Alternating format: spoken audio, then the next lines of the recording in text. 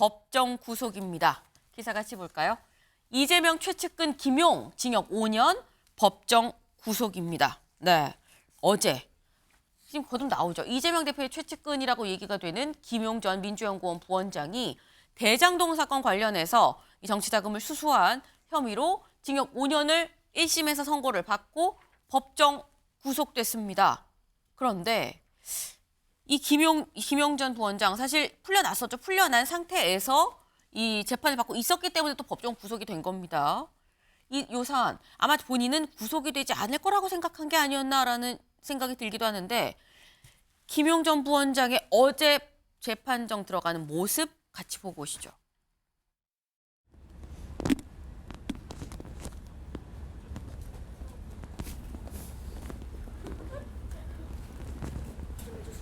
선고 받고 나와서 말씀드릴게요. 저로서는 이제 납득하기 어려운 판결이고요. 항소심에서 다투면은 진실이 밝혀질 것이라고 그렇게 생각하고 있습니다. 예. 유동규의 진술을 재판부에서 전반적으로 유동규 진술이 전반적으로 신빙할 수 없는 것 아니냐 이렇게 말씀하시면서도 개별적으로는 각 사건에서 신빙성을 인정한 것은 그 자체로 논리 모순이고 그런 점들을 항소심에서 저희가 잘 밝혀나가도록 그렇게 하겠습니다. 네, 주상호 변호사님. 예. 지금 김용 전 부원장 사실 들어갈 때 기자들이 물어봤거든요. 근데 끝나고 나와서 얘기하겠습니다. 근데 못 나왔습니다. 네. 못 나오고 결국은 변호인이 이거는 좀 맞지 않는 판결이다라고 지금 나와서 대신 변호인이 얘기하는 모습이 지금 나왔는데 일단 김용 전 부원장은 본인은 무죄를 확신했던 걸까요? 그러니까 왜냐하면 지금 그 재판부 판결문에도 밝히고 있는 것처럼 네. 물증이 없는 사건이에요. 전혀 물증이 없는 사건에서 유동규의 진술, 그러니까 이른바 공여자의 진술이 유일한 사건입니다. 네. 그럼 공여자의 진술이 유일할 때 그때 그 공여자의 진술만으로 유죄를 선고하기 위해선 그 신빙성이 인정이 돼야 되는데 신빙성 인정에 관한 대법원의 여러 가지 요건들이 있어요. 그 중에 이제 뭐 객관적 상당성, 합리성, 뭐 그다음에 진술 유무에 따른 이해관계 유무, 네. 뭐 그다음에 인간됨 등등등등이 있습니다. 근데 그런 부분에서 여러 차례 법정에서 진술이 깨졌는데 그리고 실제로 검찰의 불법 수사 정황도 확인됐어요. 그래가지고 그 몇 개의 진술 증거들은 또 증거를 못 쓰게 됐습니다. 그러니까 증거 능력이 없다는 거예요. 왜냐하면 불법적인 면담 이후에 조사가 이루어졌다는 거죠. 그럼에도 불구하고 나머지 남아있는 진술만으로 개별적으로 판단해야 된다고 하면서 결국에는 같은 취지로 진술했기 때문에 네. 그 진술 증거만으로도 유죄를 쓸 수 있다. 이런 논리라서 그런 게 좀 쉽게 납득하기 어렵다는 측면이 있고요. 그다음에 두 번째는 그 진술 관련해 가지고 돈을 쓴 흔적이 전혀 나오지 않는다는 거예요.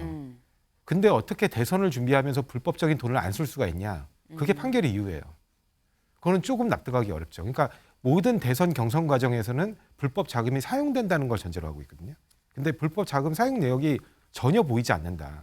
그거는 오히려 돈을 쓰지 않고 그런 조직 관리를 할 수 있다라는 얘기는 말이 안 된다는 취지예요. 네. 그러니까 그런 부분에 대한 논리 모순 같은 것들이 있거든요. 그리고 오히려 공여자라고 주장하고 있는 유동규가 굉장히 과소비를 하고 흥청망청 돈을 사용한 내역들은 있습니다. 근데 그런 부분에 대해서는 판단을 하지 않았어요.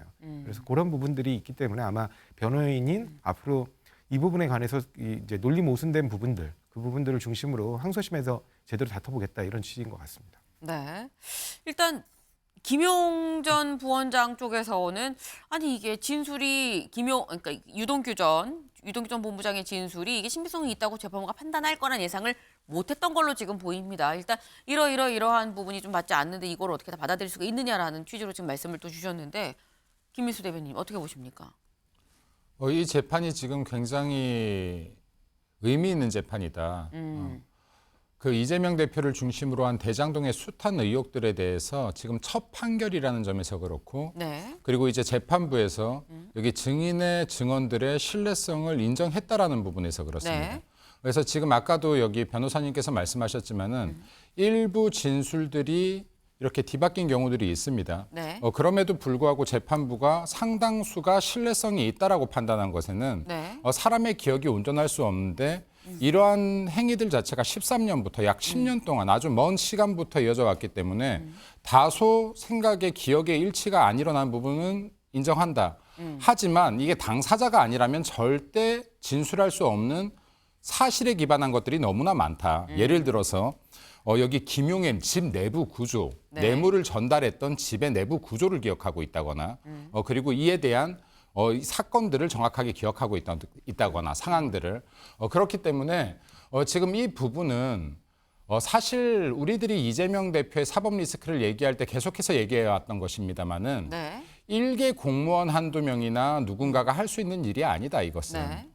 그렇기 때문에 이것을 이 사건 자체에 계속해서 몸통이 있을 것이다, 머리가 있을 것이다라고 판단하는 것인데 그래서 지금 이제 이 사건 같은 경우에는 이제 시작이다라고 저는 보여집니다. 이제 시작이다.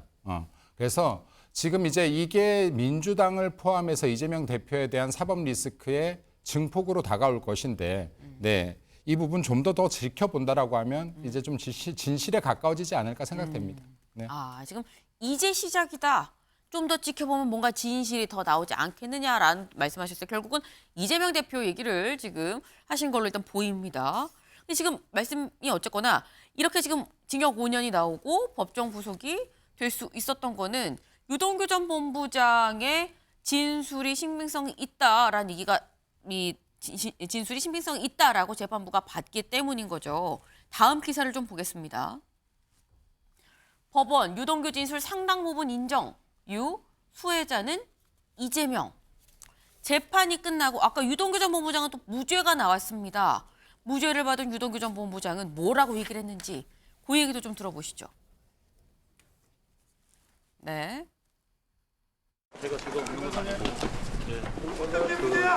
가담한 부분도 있고 하고 앞으로 뭐 지금 재판도 다 성실히 사실에 입각해서 수혜자는 이재명이죠. 수혜자는 이재명이고 주변인들은 전부 다 이재명을 위한 도구였습니다. 네, 이동규 전 본부장.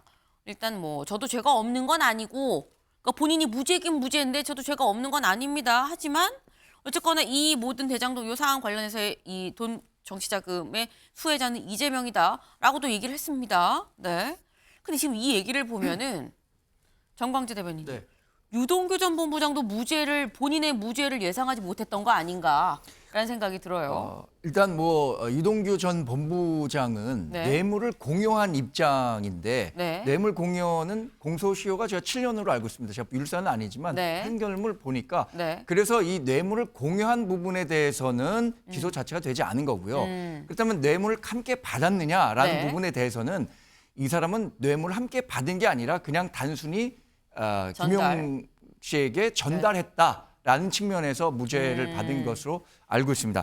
근데 저는 사실 이 재판의 과정보다는 재판 이후에 나왔던 김용 씨 측 반응이라든가 이재명 민주당 대표의 반응이 상당히 유감입니다. 왜냐하면 이재명 대표는 벌써부터 자신의 측근이라면 적어도 정진상, 김용 정도는 돼야 된다.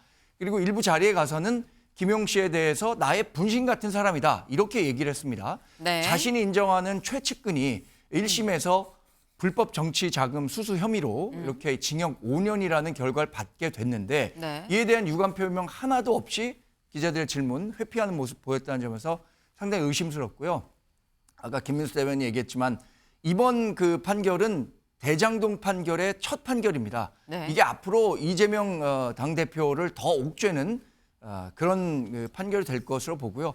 모르긴 몰라도 어젯밤에 이재명 당대표 제대로 잠을 좀 이루기 어려웠을 것 같다는 생각을 해봅니다. 네, 아마 이재명 대표 어제 밤잠을 잘 못 이루지 않았겠느냐라는 걱정까지 지금 정광재 대변인이 같이 해주셨는데 일단 유동규 전 본부장이 무죄가 나온 건 그건 이게 공소 사실 자체가 처음 공소 내용 자체가 이 자금을 준 쪽 그러니까 자금을 받은 같이 지금 김용 전 부원장이랑 공범으로 자금 돈을 받은 쪽으로 공소가 돼 있는데 지금 재판부의 판단은 얘는 전달을 한 거다. 유동규 전 본부장은 전달을 한 거고 공여 준 쪽이기 때문에 이건 맞지 않는다라고 얘기를 한 것 같아요. 조성호 변호사님. 예, 좀 사실관계가 좀 틀린 부분이 있어서 바로 네. 잡아야 되겠는데 이제 이 사건의 경우에는 21년의 그 정치자금 사건과 2013년과 14년 사이에 벌어진 뇌물 사건의 두 가지가 있는 네. 겁니다. 근데 지금 13년과 14년의 뇌물 사건 관련해서는 지금 정광재 대변인께서 말씀하신 것처럼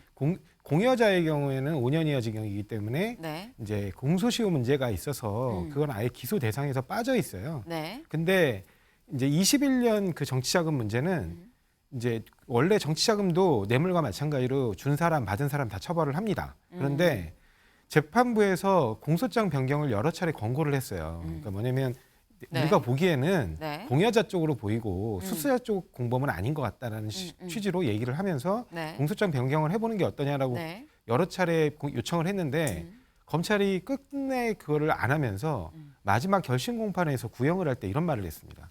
뭐냐면 유동규는 굉장히 힘들고 어려운 여건에서 용기를 내준 의인이다. 정말 뇌물을 그렇게 몇 억 원, 그다음에 35억을 또 업자들한테 받아가지고 흥청망청 포르쉐를 사고 내연녀에게 아파트 보증금을 제공하고 이런 분이 용기를 내준 의인인지는 잘 모르겠어요, 저는. 근데 그렇게 얘기를 하면서 네. 재판부의 공소장 변경 요청이 끝내 응하지 않았습니다. 그래서 재판부는 불구분리 원칙에 따라 우리는 무죄를 선고할 수밖에 없다. 왜냐하면 검사가 기소를 해주지 않았기 때문에 무죄를 선고할 수 없다는 취지로 했어요. 그러니까 이런 부분에서 보듯이 유동규의 검찰 협조 진술은 본인의 이해관계하고 정확히 일치해요. 근데 왜 이 이해관계하고 일치하는 진술에 관해서 신빙성 판단에서 그게 고려되지 않은지 저는 의문입니다. 근데 그렇다고 한다면 짧게 여쭤볼게요. 네. 그렇다고 한다면 검찰에서는 이번에 사실 공소가 잘못됐기 때문에 무죄가 나왔다라고 볼 수밖에 없는 거잖아요. 네. 그러면 검찰이 다시 공소를 제기할 것이냐? 어떻게 보십니까? 모르겠습니다. 왜냐하면 이게 선례가 있어요. 옛날에 남욱 변호사 사건에서 2014년도 15년도에 벌어진 네. 그 사건에서도 이른바 50억 클럽 변호사들이 등장하잖아요. 박영수 특검이나 이런 분들이 등장했을 때 1심에서 이거 기소 잘못했어. 네. 그러니까 기소를 이건 내가 볼 때는 업무상 횡령배인 같은 걸로 해야 될 것 같은데 니네 왜 변호사법 위반으로 했어? 네. 그렇게 판결을 했는데 네. 그러면서 공소장 변경을 안 했기 때문에 무죄 선고했다는 취지로 판결을 했어요. 네. 그런데 그럼에도 불구하고 끝끝내 공소장 변경을 안 해서 항소심에서도 무죄가 나오고요. 결국에 그 무죄가 확정이 됐습니다. 그게 이른바 지금 나오는 박영수 특검이 변론했던 50억 클럽 사건과 연결되는 지점입니다. 네. 검찰이 다시 공소를 제기할지 여부는 잘 모르겠다. 남욱 사례가 있었지 않느냐라고 지금 말씀을 지금 하셨는데 일단 이 사안 뭐 유동규 전 본부장에 대해서 검찰이 다시 공소를 제기할지 안 할지는 좀 보면 좀 나올 수 있는 부분이긴 하죠. 중요한 건 김용 전 부원장이 이재명 대표의 최측근이기 때문에 결국은 이재명 대표한테 화살이 검찰의 화살이 더 가는 거 아니겠느냐. 그리고 일단 유동규 전 본부장의 말이 신빙성이 있다고 판단을 했다면 그렇다면 이재명 대표도 사실 유동규 전 본부장의 어떤 진술 관련해 갖고는 기소가 된 게 있죠. 진술을 토대로 해서 기소된 부분이 있습니다. 그건 어떻게 되는 거냐라는 겁니다. 네. 다음 기사를 좀 이어서 볼까요? 이재명 한 푼도 안 받아 논리 깨져. 배임 혐의 입증될 가능성. 네. 이재명 대표 한 푼도 안 받았습니다라고 얘기했었던 적이 있었죠. 그 모습 같이 보고 오겠습니다. 거듭 말씀드리지만 저 이재명은 단 한 푼의 이익도 취한 바가 없습니다. 온갖 방해에도 민간이 독차지할 뻔했던 택지 개발 이익의 약 3분의 2, 5,500억 원 이상을 공공으로 환수했습니다. 파도 나오는 게 없다 보니까 이제는 조작까지 감행하는 모양입니다. 사건의 실체적 진실은 왜곡되고 야당을 향한 정치 탄압과 보복 수사에 칼춤 소리만 요란합니다. 네. 지금 내가 취득한 사적 이익은 하나도 없다, 한 푼도 없다라고 이재명 대표 직접 기자회견을 열고 얘기를 했었습니다. 근데 아까 말씀 중에 나왔죠. 김용 전 부장은 이제 분신 같은 사람입니다라고 얘기한 적도 있어요. 그 얘기도 같이 들어볼까요? 제가 딱 한마디만 말씀을 드리면 정말로 유용한 사람이다. 제 분신과 같은 사람이어서 앞으로 큰 성과를 만들어낼 아주 유용한 제목이다라는 말씀을 제가 드리겠습니다. 대선 자금 운운하는데 불법 자금은 이론 본 일도 쓴 일도 없습니다. 김용 부원장은 오랫동안 믿고 함께 했던 사람인데 저는 여전히 그의 결백함을 믿습니다. 네, 지금 이재명 대표 한 푼도 안 받았다라고 얘기를 했습니다. 근데 오현정 위원님, 이재명 대표가 한 푼도 안 받았다고 했는데 분신인 김용 전 부원장이 돈을 받았으면 이재명 대표가 받은 걸로 봐야 되는 거 아니냐라는 게 사실 지금의 흐름인 거거든요. 이 기사의 흐름인 거거든요. 네. 먼저 그 김용 전 부원장 1심 판결에 대한 이해할 수 없고 납득할 수 없는 그 1심 판결에 대해서 굉장히 유감을 표명하고요. 네. 먼저 말씀드린 것처럼 아까 그 자금을 준 사람, 그러니까 네. 유동규를 자금을 줬잖아요. 네. 주고 그 돈을 썼다는 증거가 뭐 개인적으로 썼다는 증거가 나왔음에도 불구하고 이분은 무죄를 받았고 또 김용 전 부원장이 돈을 받았다고 해도 그 돈을 쓴 증거가 아직까지 하나도 나오지 않았습니다. 그래서 그 불법 대선 자금 을 위해서 썼다라고 얘기하는데 이것은 그 사법 리스크보다 이제 탄압 리스크로 더 커질 것 같은 좀 우려가 들기도 하고 당시에 1위를 달리던 후보 측에서 그런 위험을 감수할 필요가 전혀 없었습니다. 그리고 합법적으로 후원금을 또 모집을 할 수가 있었고 또 후원금도 100% 이미 모집됐기 때문에 불법 대선 자금을 모집할 이유가 전혀 없었다고 그렇게 생각을 하고요. 아직 1심 판결이고 항소심에서 진실이 밝혀질 것이라고 기대를 하고 있습니다. 지금 말씀은 이거는 유동규 전 본부장이 쓰면 썼지 그동안의 이 소비를 보면 유동규 전 본부장이 쓰면 썼지 이게 이재명 대표한테 돈이 간 건 아니지 않겠느냐라고 말씀을 하셨어요. 그래서 이게 지금 1심이기 때문에 2심에서 바뀌지 않겠느냐. 이 아니라는 정황이 더 많다라고 말씀을 하셨는데 네. 김민수 대변인님.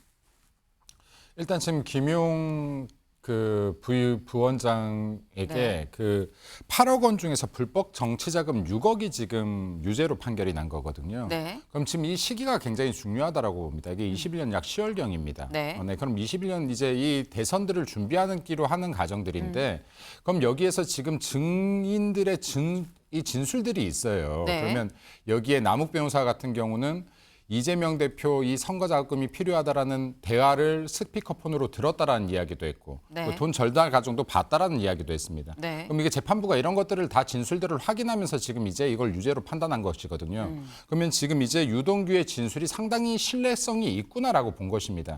그럼 이제 제가 아까 이 재판이 시작이라고 한 것은 무엇이냐면요. 본 사건에 대한 판결을 바탕으로 앞으로 계속해서 또 진술들이 나올 겁니다. 제 판단에는 김용 부원장의 진술들도 나오기 시작할 거라고 봅니다. 그래서 여기에 왜냐하면 지금 김용이 구속이 된 상태이기 때문에 6개월 안에 또 재심 결과 나와야 되지 않겠습니까? 네. 그럼 이 과정에서 지금 추가적인 사실들이 계속 밝혀질 수밖에 없는 사건이다. 이것은 지금 당장 이 돈의 사용처가 나오지 않았다라고 하더라도 앞으로 계속해서 밝혀질 것이다. 밝혀질 수밖에 없다.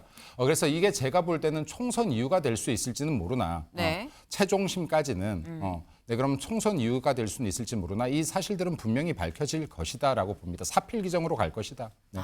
사필 규정이란 말도 나왔습니다. 조상우 변호사님. 예, 뭐 짧게 제가 그 아까 팩트 관련해서 좀 정확히 말씀드리면 유동규가 쓴 흔적이 나왔다가 아니라 유동규 본인이 그 8억 4,700 중에 1억 4,700은 본인이 썼다고 자백을 했어요. 네. 그러니까 중간에 전달을 안 했다는 거죠. 네. 근데 왜 그래서 그걸 6억이 인정된 거 그렇습니다. 아닙니까? 이제 6억이 그래서 6억이 인정된 겁니다. 1억은 또 반환을 했다고 하고 그래서 반환하고 그다음에 개인적으로 썼다라는 것도 처음에 말이 계속 안 맞아요. 왜냐하면 1억 4,700 중에 한 1억 정도는 내가 쓰고 한 4,700, 그러니까 한 5천만 원 정도는 정민용 변호사가 썼다 이렇게 얘기를 했는데 정민용 변호사가 나는 그런 돈을 중간에 쓴 적이 없다고 하니까 정민용 변호사가 부인한다면 내가 다 쓴 걸로 해주시죠. 이게 증언입니까? 근데 그런 말들을 하는 사람의 말을 믿고 그중에 또 재판 판단이 웃겨요. 아까 지금 그 김기표 변호사가 얘기를 했지만 전체적으로 믿을 수 없는 부분들이 굉장히 많지만 개별적인 부분에서는 일부 믿을 수 있는 진술들이 있다. 이게 지금 그 판결이에요.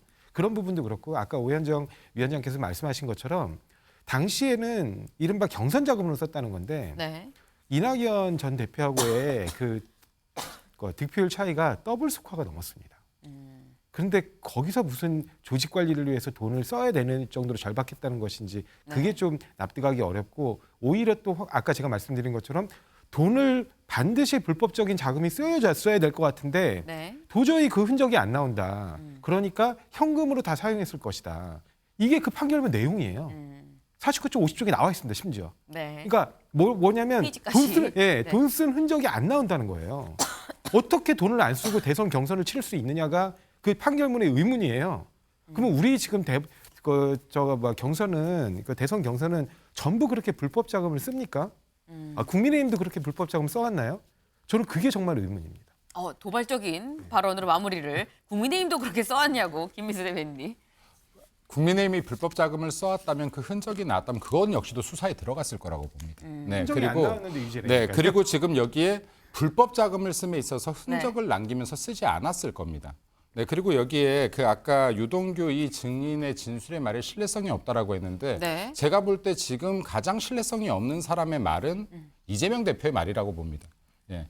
김만배 같은 경우에 나 모르쇠로 일관하다가 지금 유동규 이 부원장이 네. 지금 이 부분에서부터 약간 이 이재명 대표에 대해서 이제 좀 다시 보겠다. 네. 라는 마음을 먹게 된 거 아닙니까, 사실. 근데 지금 이제 김용도 또 선을 꼬리가 긋는 말을 하거든요. 네. 그런 일이 없을 거라 믿는다. 나랑은 무관한 일로 지금 선 긋고 있는 대화를 분명히 하고 있습니다. 발언들을.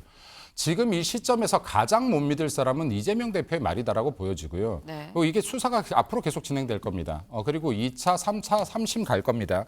이 과정들에서 저는 분명히 증거들이 나올 수밖에 없다. 왜? 지금 아무리 감추려고 해도요. 법카 사용 내역처럼요. 결국은 나옵니다. 네. 진실이 있다면 나올 수밖에 없어요. 단지 지금 철저히 숨겨져 있을 뿐이고 이 부분에 네. 대해서 조사에도 불구하고 많은 사람들이 입을 닫고 있을 뿐이다. 한 명, 두 명씩 더 입을 열게 될 것이다라고 보여집니다. 그래서 이 부분은 좀 더 지켜봐야겠습니다만은 같이 지켜보자. 같이 지켜보면 약 6개월에서 8개월 후면 누구 말이 맞는지 국민들이 알 것이다라고 생각합니다. 지금 예. 개월수까지 박으셨습니다. 6개월에서 8개월을 지켜보면 뭐가 나올 거다라 말씀을 짧게는 하셨는데. 8개월, 길게는 한 10개월 봅니다. 네. 약간 늘어났어요. 네. 10개월까지. 6개월에서 짧게는 10개월까지. 6개월, 길면 10개월 봅니다. 네, 늘어났습니다. 밭을 팠더니 이제 돈다발이 나왔으면 좋겠습니다. 네.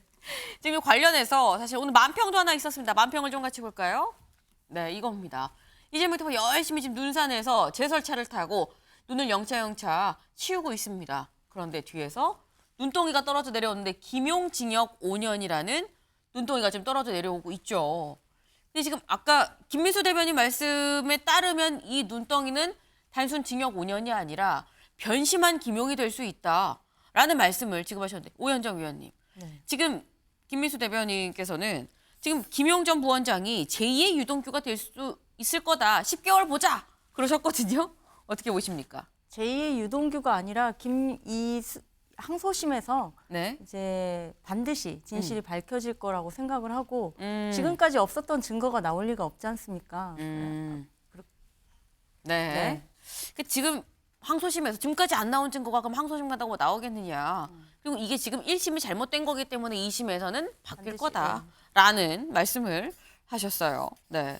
근데 지금 이게 다음 기사를 좀 살짝 보겠습니다. 이재명 사법 리스크 재점화.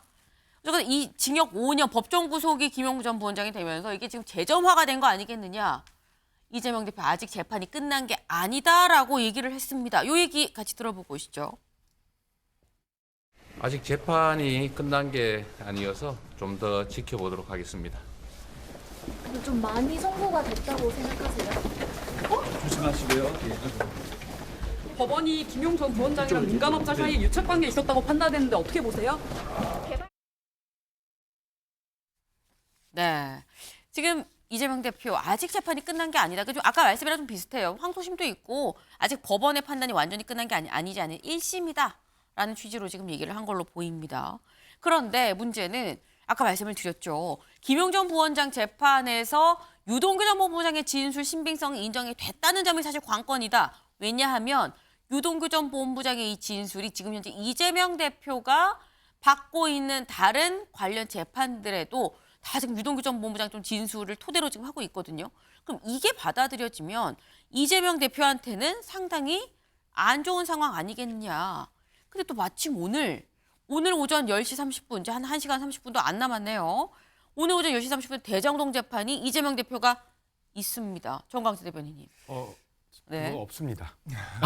오늘 없나요? 원래 금요일마다 예정 아닙니까? 유동규 증인이 못 나오겠답니다. 알겠습니다. 원래는 금요일마다인데 유동규 증인이 못 나온다고 해서 네. 오늘은 없는 걸로 알겠습니다. 자, 이재명 민주당 당대표가 어제 이런 얘기했습니다. 네. 아직 재판 끝난 건 아니다. 당연히 뭐 1심 판결만 났고 네. 항소하고 3심까지 가게 되겠죠. 모든 재판 과정에 있어서 이재명 당대표는 이 재판 판결 결과를 가능한 밀어놓는 게 지금 어떤 전략적 목표라고 할 수 있습니다. 근데 이재명 당대표 변호사 출신이고요. 뭐 네. 조상호 변호사도 변호사 출신인데 네. 1심에서 패소한 걸 항소를 해서 2심에서 번복하는 가능성, 제가 율사들에게 한번 물어보니까 5%도 되지 않는다고 하고요. 1심 판결에서 아까 얘기했지만 뭐 재판 과정에 여러 뭐 증언의 신빙성, 유동규 본부장이 얘기했던 게 믿을 수 있느냐 없느냐 여러 얘기가 나왔지만 네. 재판 과정보다는 그럼에도 불구하고 이 사람은 징역 5년에 처할 중범죄자다. 이 정치 불법 자금을 수수했다라는 것에 방점이 있는 거지. 그런 부분들을 많은 분들이 뭐 TV를 보시는 분들이 분명히 인식하고 계실 거라고 저는 생각하고 있습니다. 네. 1심에서 2심으로 뒤집어지는 경우가 그렇게 흔치 않다. 5% 정도밖에 안 된다. 1심 재판부는 괜히 5년을 내렸겠느냐, 선고했겠느냐라는 말씀도 또 하셨어요. 이거 좀 지켜봐야 되는 부분이죠. 네.